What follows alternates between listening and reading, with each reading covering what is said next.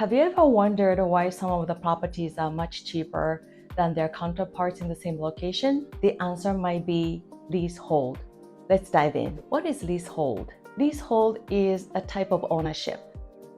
And purchasing a leasehold property means that you purchase the right to use and occupy the land and all the structures on it for a specified period of time, rather than owning the land outright. Leasehold was established with the thought of making real estate more affordable. The landowner or the lessor is usually a large royal trust, a family, or an individual who has chosen to keep ownership of the land and generate income from it rather than selling it. There are key differences between a fee simple property and a leasehold property. Ownership. Fee simple means that you own both physical property and the land. Once you purchase a fee simple property, you own it until you sell it or you give it away. Lease ownership means that the lease expires, you'll be left with nothing unless you renew. Rent. After you purchase a leasehold property, you still pay lease rent, which is the amount you pay to the landowner. And price. Generally speaking, a fee simple property is significantly more affordable upfront compared to a fee simple property because you are not purchasing the land. Property value. Generally speaking, the value of fee simple property would appreciate over time. If you had the choice, would you prefer to buy a leasehold property or a fee simple property? Why?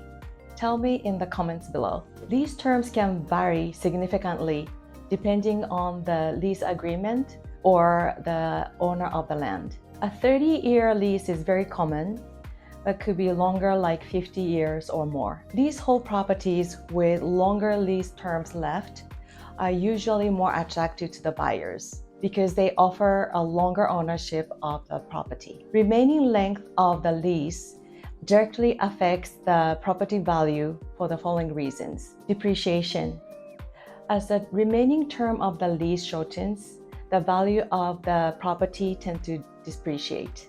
Financing. Securing a financing for a leasehold property can be challenging, especially with shorter terms. Depending on the length of the term, cash payment is the only choice. If you are new to my channel, my name is Akemi Rubenstein, your go-to Big Island real estate advisor. Whether you are considering retiring in paradise or seeking a vacation home or an investment property along the breathtaking shores of Hawaii, I've got you covered. Remember to like, subscribe, and hit the bell so you get notified a new video drops. You can purchase a leasehold property much cheaper than fee simple property, even in the same location. Although there are some cons for leasehold property, this could be ideal for some people. Examples are as follows. Lifestyle buyer.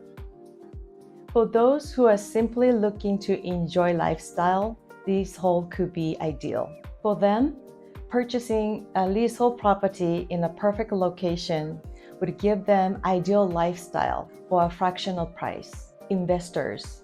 If a leasehold property is located in a prime location and the lease is long enough, investors can enjoy good return on investment over the term of the lease. Seniors. For retirees who don't have heirs to leave the property to, buying leasehold property could be a great idea to downsize and keep most of their asset liquid.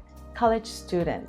Leasehold can give college students a quality place to live throughout school and make a good income after they graduate. Leaseholders are responsible for keeping the place in good shape, as well as keeping the rules which is written in lease agreement. And if there is HOA, that's their responsibility to take care of the HOA fees. After you purchase a leasehold property, you are required to pay lease rent, and it is most likely will go up at the renegotiation time before the lease expires. This term, renegotiation, doesn't really mean that you get to negotiate with the landowners. Renegotiated rent is calculated based on predetermined formula, which is in lease agreement, and subject to current fair market appraisal. And typically, renegotiated rent is higher than the current lease rent. Can you renew the lease? Yes, but it depends. If conditions are favorable for both parties, a lease can be renewed or extended. Lease renewal comes with various cost implications, such as legal and professional fees, and premiums to the landowners, and more. The specific cost will depend on the market conditions as well as lease agreement and negotiation process. If the landowner is not open for the renewal, you will be left with nothing. Restrictions on property alternations and pet ownership in leasehold property can vary depending on the followings: the terms of the specific lease agreement and the policies set by the property management company and homeowners association rules. As the lease approaches its expiration date, the value of the property would depreciate and it could become hard to sell. Why? Financing. Lenders require that the remaining term of the lease has to be 5 years longer than the loan term. So if you are financing with a 15-year loan, the remaining term of the lease has to be over 20 years. 1031 exchange. Leasehold property with less than 30 years remaining term doesn't qualify for 1031 exchange. Have you or anyone you know faced challenges with leasehold property? Share your story. Love to hear it. I know a buyer who loves this island style, and he spent a few months a year, so he was spending so much money on renting. And one day he realized that why not purchasing leasehold property? So he did, and he found a perfect location, and he was enjoying the lifestyle here. And when he was not using, he rented it out. And luckily, the property he bought allowed short-term vacation rental, so that was perfect for him. If you have a long-term goal of home ownership and never have to pay for your house again, leasehold is not your best choice. When you consider purchasing a leasehold property, you also need to consider potential risks involved. Remember, the leasehold property value decreases over time as the lease term shortens. I have already mentioned that leasehold with less than 30 years won't qualify 1031, and less than 20 years won't qualify a loan. There is one more thing you need to know when you are financing. When a lease agreement includes renegotiation date, that could interfere financing. Even if you are qualified at the current lease rent, you may not at the estimated renegotiated lease rent. When considering purchasing a leasehold property, pay attention to the followings. 1. Remaining lease term. 2. Lease rent, which is the amount you pay to the landowner. 3.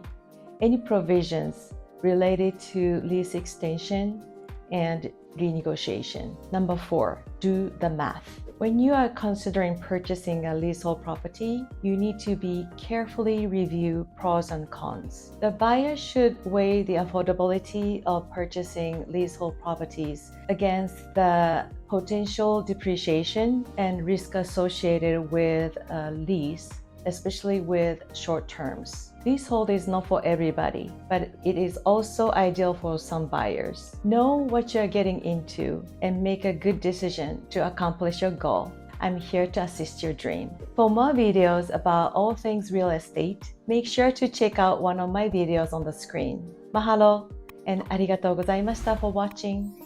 See you on the next one. Aloha!